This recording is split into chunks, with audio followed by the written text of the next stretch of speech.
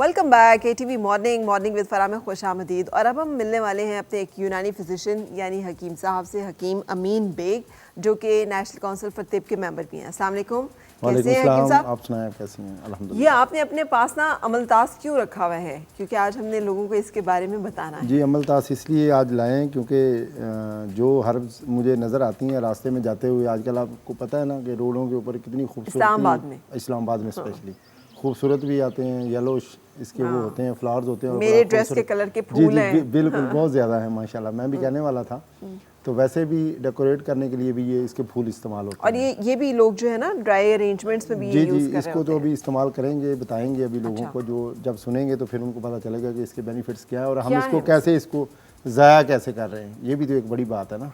कि हमारे जिस तरह लास्ट हमने प्रोग्राम किया, तो ये हमारे इस्लामाबाद में आपने देखा होगा कि खुद रहो है, कुछ तो हमने लगाए हुए भी हैं। जैसे हमारे जो डिपार्टमेंट है CDA, उन्होंने बहुत माशाल्लाह खूबसूरती के लिए लगाया हुआ है और रोड खूबसूरत भी बनते हैं। और उसके साथ जब ये फल लग जाता है और पक जाता है, ये खुद ब खुद गिर जाते हैं और ज़ाया हो जाते हैं। इसका ज़र मुबादला हम नहीं कमाते, और बाहर से हम मंगवा के तो फिर हम अपने पंसार स्टोर पे यूज़ कर रहे होते हैं। अच्छा। तो अगर हम इसको खुद कलेक्ट करके उसको हम यूज़ में लाएं या सेल करें, तो उससे आपको उसका फ़ायदा क्या है? पहले तो आप ये बताइए इसका बेनिफिट्स।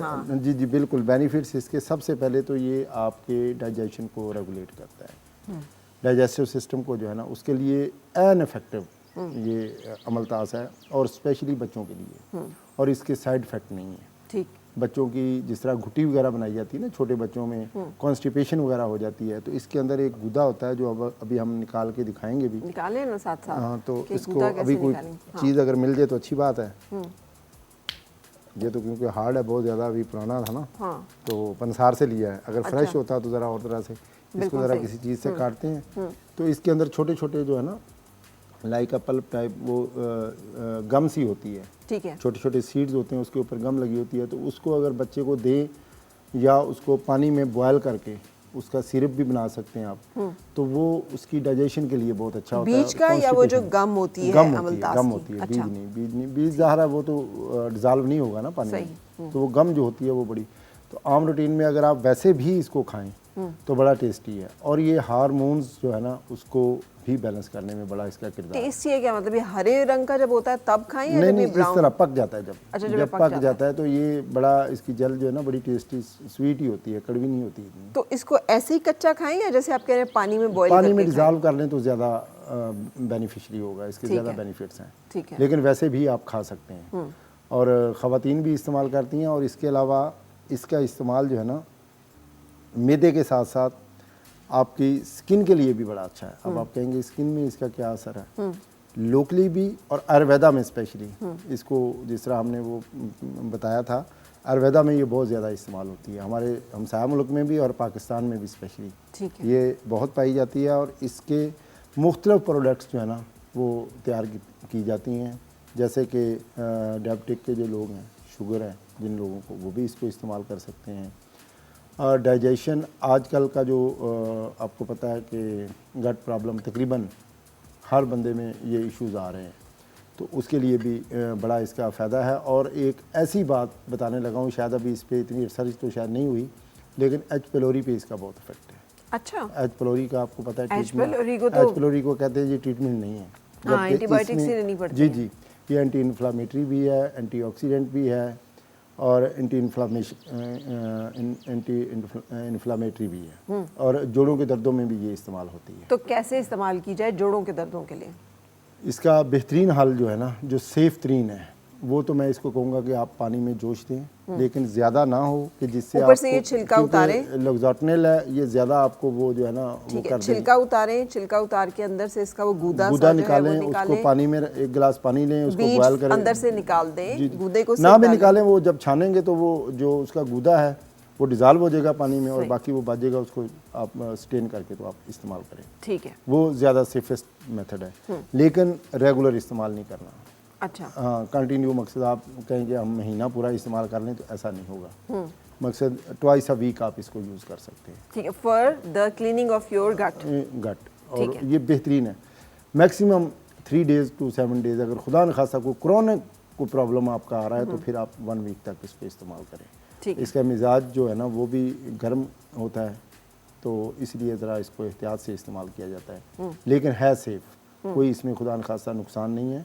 और शुगर के जो पेशेंट हैं वो भी इसको कंटिन्यूसली यूज़ कर सकते हैं। तो शुगर के पेशेंट्स आप कह रहे हैं कि मुस्तकिल इस्तेमाल कर सकते हैं? मुश्किल नहीं, इसी तरह मैंने कहा ट्वाइस अ वीक। अच्छा, हफ्ते में एक दफ़ा ले लिया, दो दफ़ा ले लिया बस। और ये उनकी शुगर के लिए फ़ायदेमंद होगी या ये उनके लिए भी गट क्लीनिंग में ही? देखें, जब आपका डाइजेशन रेगुलेट होता है ना तो शुगर ऑटोमेटिक खुद वो हो जाती है, क्योंकि डाइजेशन के साथ आपका जो जिसको हम कहते हैं ना कि जो पेंक्रियाज है वो आपका उसके साथ कोरिलेट होता है। जो हमारी सी टाइप जो होती है ना आंत जो होती है, तो वहाँ उसके साथ वो इंसुलिन जो है ना वहीं पे खारिज कर रहा होता है, तो डाइजेशन में भी इंसुलिन का बड़ा रोल है। अच्छा, मैंने तो इसको गले के लिए भी कि जिनको टॉन्सिल्स होते हैं, हमारे घर में तो वो टॉन्सिल्स के लिए शायद इसको यूज़ किया जाता था। नहीं, उसके लिए आप बिल्कुल, लेकिन इसकी वो फिर ना वो बनाई जाती है, क्या उसको कहते हैं चटनी टाइप, या उसको कहते हैं लौक बना लिया जाता है ना, वो उसको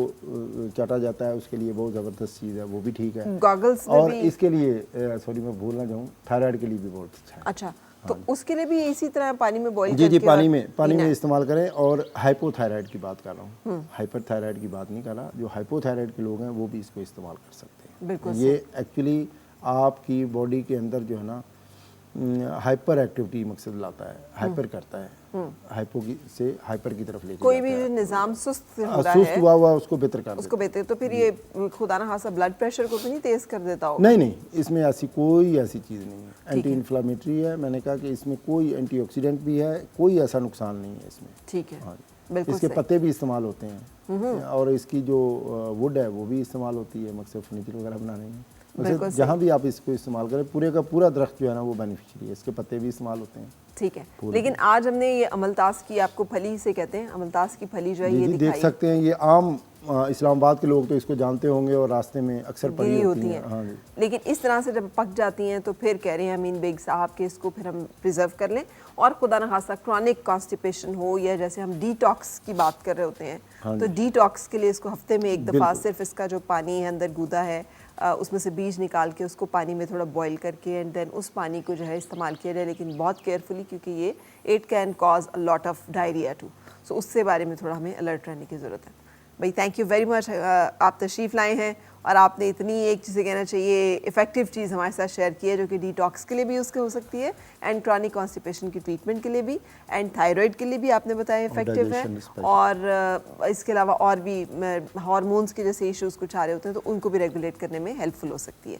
थैंक यू वेरी मच, और वक्त हो गया आपसे इजाज़त लेने का। ख्याल रखिएगा अपना, हंसते मुस्कुराते रहिएगा। कल तक के लिए मुझे और मेरी टीम को इजाज़त दीजिए। अल्लाह हाफ़िज़।